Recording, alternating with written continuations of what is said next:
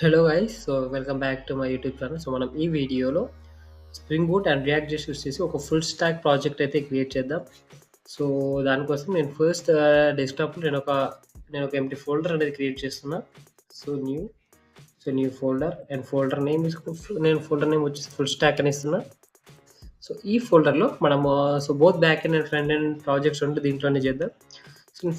దానికోసం గూగుల్‌లోకెళ్ళి ఈ స్ప్రింగ్ ఇనిషియలైజర్ ఏంటి అంటే, మన స్ప్రింగ్ బూట్ ప్రాజెక్ట్ మొత్తం మనకు కావాల్సిన డిపెండెన్సీస్ అన్నీ తీసుకొని డైరెక్ట్ ఒక ప్రాజెక్ట్ అనేది మనం క్రియేట్ చేసుకొని మనం వాడుకోవచ్చనమాట. సో, నేను ఇక్కడ యూజ్ చేయబోయే లాంగ్వేజ్ జావా అండ్ నేను ప్రాజెక్ట్ వచ్చేసి మావెన్ ప్రాజెక్ట్. అండ్ ఇక్కడ స్ప్రింగ్ బూట్ వెర్షన్ వచ్చేసి 3.3.2 యూజ్ చేస్తున్నా. అండ్ నేను ఇక్కడ దీనికి వచ్చి క్రడ్ ఆపరేషన్స్. సో, క్రడ్ అని ఇస్తున్నా. సో, ఇక్కడ ఆర్టిఫాక్ట్ నేమ్ కూడా క్రడ్ అని ఇస్తున్నా. అండ్ ఇక్కడ ప్యాకేజ్ నేమ్ వచ్చేసి నేను ఓన్లీ కాన్వర్ట్ క్రడ్. సో, నేను ఇక్కడ ప్యాకేజింగ్ జార్ ఫైల్స్ యూజ్ చేస్తున్నా. అండ్ జావా వర్షన్ వచ్చేసి 21 అనమాట. సో, నేను ఇక్కడ డిపెండెన్సీస్ అనేవి యాడ్ చేసా ఇప్పుడు చూడండి. సో, స్ప్రింగ్ వెబ్ అనమాట first. Spring web and next JPA అంటే మన డేటాబేస్‌కి కనెక్ట్ అవ్వడానికి యూజ్ అవుతది జేబీఏ అనేది. అండ్ నెక్స్ట్ నేను వచ్చేసి లాంబోక్ యూజ్ చేస్తున్నా. సో, ఈ లాంబోక్ అంటే ఏంటి అంటే, మనం సింపుల్‌గా ట్యాగ్స్‌తో మనకు కావాల్సిన గెటర్స్ అండ్ సెట్టర్స్ అలాంటివి మనం సింపుల్‌గా ట్యాగ్స్‌తో మనం కోడ్ అనేది రాసుకోవచ్చనమాట. అండ్ నెక్స్ట్ నాకు కావాల్సింది వచ్చేసి డెవ్ టూల్స్ అనమాట. సో, ఈ డెవ్ టూల్స్ ఏంటి అంటే, మన ప్రాజెక్ట్ రీస్టార్ట్ అవ్వడానికి మనకి యూజ్ అవుతుంది. ఆటోమేటిక్‌గా రీస్టార్ట్ అవ్వడానికి. అండ్ నెక్స్ట్ నేను వచ్చేసి MySQL డేటాబేస్ యూజ్ చేయబోతున్నా. So, MySQL connector. MySQL driver అనేది కూడా డిపెండెన్సీ యాడ్ చేసుకున్నా. సో, మీరు ఇక్కడ ఎక్స్‌ప్లోర్ గనుక చూసినట్టయితే మీకు ఇక్కడ పామ్‌నెట్ ఎక్స్ఎంఎల్ అనే ఫైల్ అనేది కనిపిస్తది. సో, దీంట్లో మీరు చూస్తే మీరు ఏ డిపెండెన్సీస్ అయితే కావాలనుకున్నారో ఆ డిపెండెన్సీస్ అన్నీ ఇక్కడ యాడ్ అయిపోయినాయన్నమాట. సో, మీరు డైరెక్ట్‌గా దీన్ని డౌన్‌లోడ్ చేసుకొని మీరిప్పుడు మీ ప్రాజెక్ట్‌లో యూజ్ చేసుకోవచ్చు. సో, నేనిప్పుడు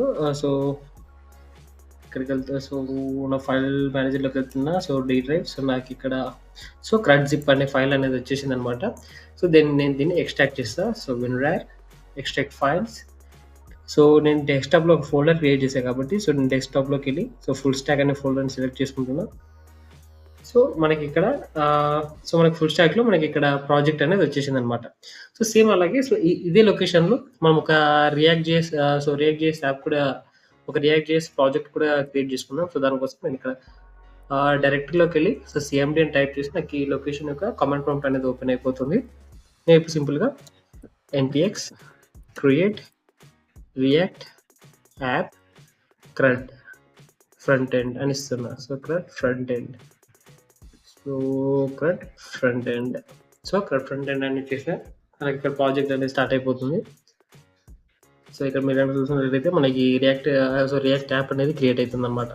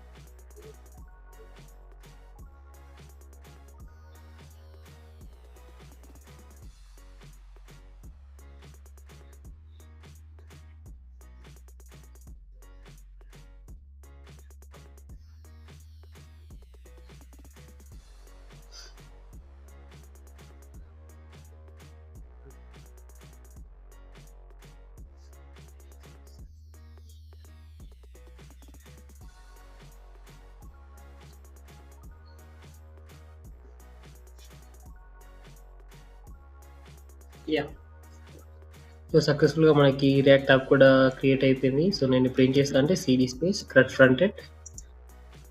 నేను క్రియేట్ చేసిన ప్రాజెక్ట్ డైరెక్టరీలోకి వెళ్తా. CRUD front end. నేను ఆ డైరెక్టరీలోకి వెళ్ళిపోయా. ఈ నా ప్రాజెక్ట్ నేను ఇప్పుడు విజువల్ స్టూడియో నా రియాక్ట్ చేసే ప్రాజెక్ట్ నేను విజువల్ స్టూడియో కోడ్‌లో ఓపెన్ చేయాలనుకుంటున్నాను. దానికోసం కోడ్ డాట్ అని మీరు కమాండ్ ప్రాంప్ట్‌లో కనుక టైప్ చేసినట్టయితే ఈ ప్రాజెక్ట్ అనేది మీకు విజువల్ స్టూడియో కోడ్‌లో ఓపెన్ అయిపోతుంది. మీరు ఇక్కడ నుంచి మీ రియాక్ట్ చేసే ప్రాజెక్ట్ మీద వర్క్ చేయొచ్చు. నేను ఇక్కడ నా ప్రాజెక్ట్‌ని ఒకసారి రన్ చేసి చూస్తాను. npm start. మీరు ఏదైనా ప్రాజెక్ట్ క్రియేట్ చేసినప్పుడు ఫస్ట్ ఒకసారి దాన్ని రన్ చేసి చూడండి. అలా రన్ చేసి చూస్తే ఆ ప్రాజెక్ట్ అనేది మీరు క్రియేట్ చేసిన ప్రాజెక్ట్ క్లియర్‌గా వర్క్ అవుతుందా లేదా అని తెలుస్తుంది. సో, ఇక్కడ నాకు లోకల్ హోస్ట్ 3000లో రియాక్ట్ జేఎస్ ప్రాజెక్ట్ అనేది స్టార్ట్ అయింది. మీకు గనుక చూసినట్టయితే సో, ఇట్ లోడింగ్ అవుతుంది. సో, సక్సెస్‌ఫుల్‌గా నా రియాక్ట్ జేఎస్ ప్రాజెక్ట్ అనేది రన్ అవుతుందనమాట. సో, నేను ఇక్కడ ఇప్పుడు సర్వర్ అనేది స్టాప్ చేస్తున్నా. సో, నేను ఫస్ట్ బ్యాక్ ఎండ్ కోడ్ రాస్తా. తర్వాత నేను విజువల్ స్టూడియో కోడ్‌ని క్లోజ్ చేస్తున్నా. సో, ఇప్పుడు ఈ క్రడ్ అనే బ్యాక్ ఎండ్ ప్రాజెక్ట్‌ని మనము ఇంటెలిజీ ఐడీ ఇంటెలిజీ ఐడీ అనే ఐడీలో ఓపెన్ చేద్దామనమాట. So, IntelliJ IDE. సో, నా ఇంటెలిజీ ఐడీ వచ్చేసి కమ్యూనిటీ వెర్షన్ అన్నమాట. కమ్యూనిటీ వెర్షన్ అనేది ఫ్రీ. సో, ఎవరైనా యూజ్ చేసుకోవచ్చు. సో, నా ఇంటెలిజీ ఐడీ ఓపెన్ చేస్తున్నా. సో, సక్సెస్‌ఫుల్‌గా ఓపెన్ చేశా. సో, నేనిప్పుడు ఆ ప్రాజెక్ట్ అనేది ఓపెన్ చేస్తా. So, file open. సో, నా ఫైల్ వచ్చేసి డెస్క్‌టాప్‌లో ఉంది. So, C drive and so users C drive users home and ఇక్కడ డెస్క్‌టాప్‌లో ఉంది. సో, డెస్క్‌టాప్‌లో ఫుల్ స్టాక్ అండ్ ఇక్కడ క్రడ్ అని ఉంది కదా. సో, నేను ఈ ప్రాజెక్ట్‌ని ఇంపోర్ట్ చేసుకున్నాను. So, trust this project open in this window and so మన ప్రాజెక్ట్ అనేది విండోలో ఓపెన్ అయిపోయింది. సో, ఫస్ట్ మనం దీన్ని రన్ చేసి చూద్దాం. సో, మనం స్ప్రింగ్ బూట్ అప్లికేషన్ రన్ చేయాలి అంటే మనము మన మెయిన్ క్లాస్ క్రడ్ అప్లికేషన్ అని చెప్పి మనకు ఒక మెయిన్ ఫైల్ ఉంటుంది.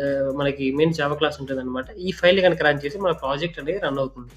సో, నేను run CRUD applications dot main అని రన్ చేస్తున్నా. సో, దీని సైజ్ కొంచెం తగ్గిద్దాం. సో, అప్లికేషన్ రన్ అవ్వడం అయితే స్టార్ట్ అయిపోయింది. సో, మన ప్రాజెక్ట్ అనేది స్టార్ట్ అయింది. So, server started and so మనకి ఏదో ఎర్రర్ వచ్చినట్టుంది. Specify data source could be configured. Okay. So, మనం ఇక్కడ డేటాబేస్ కాన్ఫిగరేషన్స్ అయితే మనం ఇచ్చాం కదా. సో, మన డేటాబేస్‌కి కనెక్ట్ అవ్వాలన్నమాట. సో, ఫస్ట్ డేటాబేస్‌కి కనెక్ట్ అయితే మనకి ఎర్రర్ అనేది రాదు. సో, నేను ఇప్పుడు ఏం చేస్తున్నా అంటే మన డేటాబేస్ ఎలా కనెక్ట్ చేయాలి అంటే రిసోర్స్‌లోకెళ్ళి మనకి ఇక్కడ అప్లికేషన్ డాట్ ప్రాపర్టీస్ అనే ఫైల్ ఉంటుందన్నమాట. సో, ఈ ఫైల్ దగ్గర మనము మన డేటాబేస్ కాన్ఫిగరేషన్స్ యొక్క నేమ్స్ అనేది ఇవ్వాలి. సో, నేను ఈ డాక్యుమెంటేషన్‌ని నా అఫీషియల్ వెబ్‌సైట్‌లో నా అఫీషియల్ వెబ్‌సైట్ ఉంటుంది. నా అఫీషియల్ వెబ్‌సైట్‌లో నేను ఈ డాక్యుమెంటేషన్ అనేది ఇచ్చానన్నమాట. So, spring boot back end. So, ఇక్కడ మీకు డాక్యుమెంటేషన్ అనేది కనిపిస్తుందన్నమాట. సో, నేను దీన్ని కాపీ పేస్ట్ చేసుకుంటున్నా. Copy and paste. సో, ఇక్కడికొచ్చేసి నేను పేస్ట్ చేస్తున్నా. పేస్ట్ చేసి నేను ఇప్పుడు రన్ చేస్తే ప్రాజెక్ట్ అనేది సక్సెస్‌ఫుల్‌గా రన్ అవుతుందన్నమాట. సో, మనం ఎప్పుడైనా సరే మనము జేపీఏని గనక మనం యూజ్ చేసుకున్నట్టయితే ఫస్ట్ మనము డేటాబేస్ కాన్ఫిగరేషన్స్ అనేవి ఇవ్వాల్సి ఉంటదన్నమాట. సో, మీరిక్కడ చూసినట్టయితే Tomcat started on port 880. So, నేను గనక ఇక్కడికెళ్ళి లోకల్ హోస్ట్ షిఫ్ట్ 880 అని చెప్పి టైప్ చేస్తే నాకు ఇక్కడ లోకల్ వచ్చి సో, నాకు ఇక్కడ ప్రాజెక్ట్ అనేది స్టార్ట్ అయిపోయింది. ఈ ఎర్రర్ ఏంటి అంటే మనం ఇంకా ఎలాంటి మనం ఇప్పటికైతే ఎలాంటి కోడ్ అనేది స్టార్ట్ చేయలేదు కాబట్టి మనకి ఈ ఎర్రర్ అనేది వస్తుందన్నమాట. సో, మీకు ఇది వచ్చిందంటే మీ ప్రాజెక్ట్ సక్సెస్‌ఫుల్‌గా రన్ అయిందని చెప్పి అర్థం అన్నమాట. సో, నేను ఇక్కడ ఇప్పుడు ఏం చేయబోతున్నా అంటే నేను ఫస్ట్ ఒక ప్యాకేజ్ క్రియేట్ చేసుకుంటా. So, new package and package name వచ్చేసి మోడల్స్. సో, మోడల్ అని ఇస్తున్నా. So CRUD model. సో, నేను క్రడ్ మోడల్ అనే ప్యాకేజ్ తీసుకున్నా. ఈ మోడల్‌లో నేను ఒక న్యూ జావా క్లాస్ అండ్ నేను ఒక ఎంప్లాయీ. సో, నేను ఇప్పుడు ఏం చేస్తా అంటే నేను ఒక ఎంప్లాయీ డీటెయిల్స్ క్రడ్ ఆపరేషన్స్‌గా యూజ్ చేద్దామనమాట. సో, మనం ఒక ఎంప్లాయీ క్లాస్ క్రియేట్ చేసి ఆ ఎంప్లాయీ డీటెయిల్స్ యాడ్ చేయడం కానీ, ఎడిట్ చేయడం కానీ ఎడిట్ చేయడం డిలీట్ చేయడం కూడా మనం చూద్దాం. సో, ఫస్ట్ నేను ఎంప్లాయీ అని ఇస్తున్నా. So, employee enter. సో, నేను ఇక్కడ ఒక క్లాస్ అనేది క్రియేట్ చేశాను అనమాట. So, employee class. So, first మనకి ఈ టేబుల్ అనేది మనకు డేటాబేస్‌లో క్రియేట్ అవ్వాలి అంటే మనం ఫస్ట్ ఇక్కడ ఒక ట్యాగ్ ఇవ్వాలి. అది వచ్చేసి ఎంటిటీ అనమాట. సో, ఎంటిటీ అనే ట్యాగ్ మనం ఇచ్చేసామంటే ఈ టేబుల్ అనేది మనకు డేటాబేస్‌లో క్రియేట్ అయిపోతుంది. సో, నేను ఇప్పుడు కొన్ని ఫీల్డ్స్ తీసుకుంటా. సో, ఫస్ట్ ఫీల్డ్ వచ్చేసి ప్రైవేట్. Int ID. సో ఈ ఐడి అంటే సో ఎంప్లాయీ ఐడి అనమాట. So employee ID and so employee name. So private string name and next so private string role. So and next నేను తీసుకోబోయే so private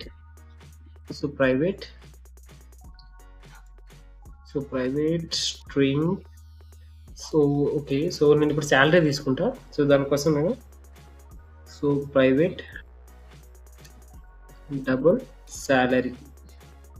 so salary. So నేను ఇలా 4 fields అనేది తీసుకున్నాను అనమాట. సో మనకి ఇప్పుడు సో ఈ ఐడి అనేది సో డిఫాల్ట్ ఐడిగా సో అంటే డేటాబేస్లో యూజ్ చేసే ఐడిగా మనకి క్రియేట్ చేయాలి. సో దానికోసం మనం ఏం చేయాలి అంటే @ID అనే ట్యాగ్ ఇవ్వాలి. సో ఆ ప్యాకేజ్ కూడా నేను ఇంపోర్ట్ చేసుకున్నా.